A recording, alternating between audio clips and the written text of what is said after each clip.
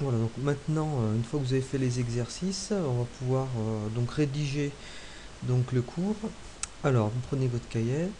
Alors, vous vous souvenez, donc je vous avais dit, donc normalement, on en était là. Euh, voilà, au deuxièmement, alors je reprends. Donc, voilà, on en est ici. Donc, au deuxièmement, comment tracer un graphique vidéo. Alors, vous avez donc collé donc les exercices sur les changements d'état, donc les trois feuilles. Euh, voilà. Donc vous avez collé normalement aussi vos différents donc nos différentes courbes que vous avez tracées sur papier millimétré si vous en avez. Alors, donc on va maintenant se poser un problème à partir de ce qu'on a vu ensemble. Comment reconnaître une espèce chimique? Alors, voyons la situation suivante. Donc, vous êtes au laboratoire, donc on vous apporte donc deux béchers. Donc le bécher donc numéro un, celui-ci. Donc le bécher numéro 2, celui-là. Voilà. Et donc la problématique est la suivante. Donc toujours on utilise la démarche expérimentale. Quelles sont les espèces chimiques, substances, c'est-à-dire les substances présentes dans ces béchers? Voilà, donc je vous laisse réfléchir donc quelques minutes. Voilà, donc ce sont des liquides, deux liquides limpides, voilà, donc transparents, donc incolores. Alors comme hypothèse, ben voilà, on peut dire que voilà, donc ces deux béchers contiennent des liquides limpides. Alors je pourrais même rajouter aussi, ils sont aussi incolores, donc il n'y a pas de couleur. Ils sont incolores. Donc voilà. Donc ils sont incolores. Donc on suppose aussi qu'ils sont remplis d'eau. On pourrait considérer que dedans on a de l'eau. Alors, Alors comment essayer de détecter la présence de l'eau? Alors on a plusieurs possibilités évidemment. On a le test de la reconnaissance donc de l'eau qu'on verra par la suite avec un détecteur. Mais sinon avec ce qu'on a appris, donc voilà, donc on sait que la température d'ébullition de l'eau elle est de 100 degrés. Évidemment de l'eau pure. Donc elle est de 100 degrés Celsius à pression donc du niveau de la mer. Donc ça on verra après aussi par la suite que en fait cette température dépend de la pression. Donc là on considère que voilà nous sommes au niveau de la mer. Alors on sait aussi que la température de fusion ou de solidification de l'eau est de 0 degré Celsius. Donc c'est pareil donc à pression du niveau de la mer. Donc là c'est ce que l'on sait. Alors du coup qu'est-ce qu'on peut faire comme expérience?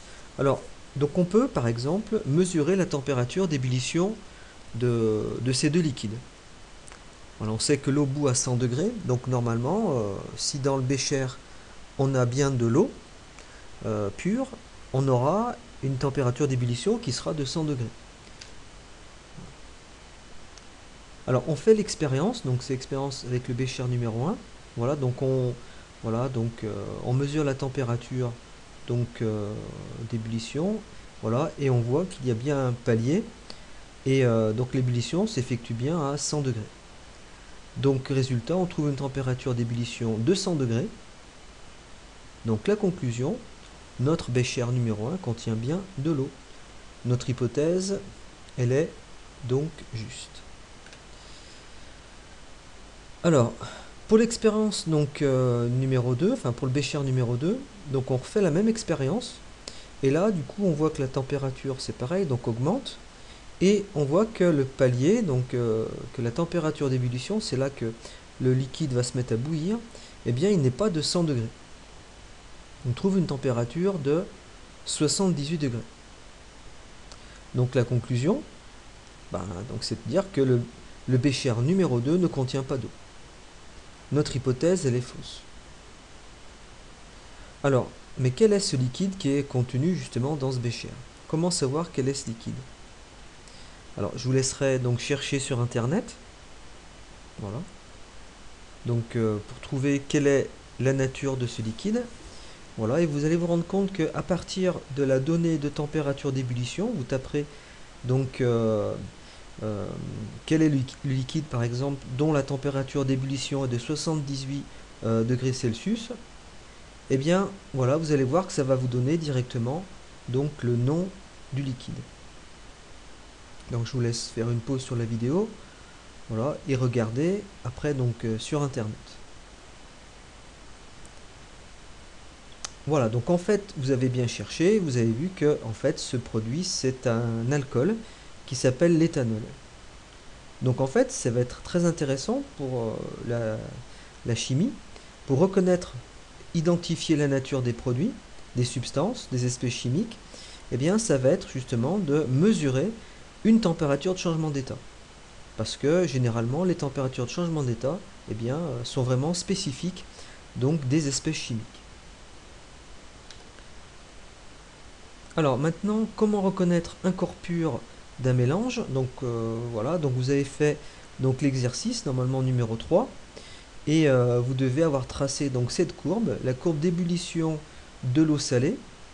Voilà, et vous voyez que lorsque vous avez de l'eau salée, donc c'est un mélange qui contient de l'eau et du sel, eh bien on n'a plus du tout en fait de palier. Donc voilà, on voit que la température diminue parce que l'énergie qui est fournie par le chauffe-ballon eh bien, va servir à évidemment à faire changer d'état, mais on ne voit pas de palier. On voit que la pente va être beaucoup moins importante qu'au départ. Donc ça va être un outil intéressant. Hein. Donc quand on nous apporte un échantillon, voilà, on décide déjà pour savoir si c'est un corps pur ou un mélange, on peut voilà, le faire changer d'état. Si on voit que l'on a un palier, eh bien on est sûr que cet échantillon contient un corps pur.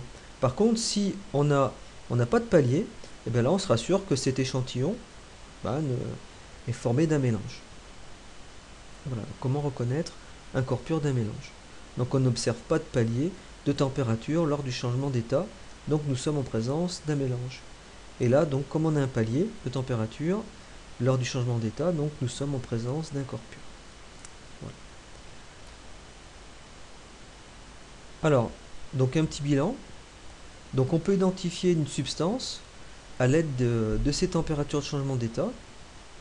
Exemple, l'eau bout à 100 degrés et l'alcool va bouillir à donc du coup 78 degrés. C'est un exemple.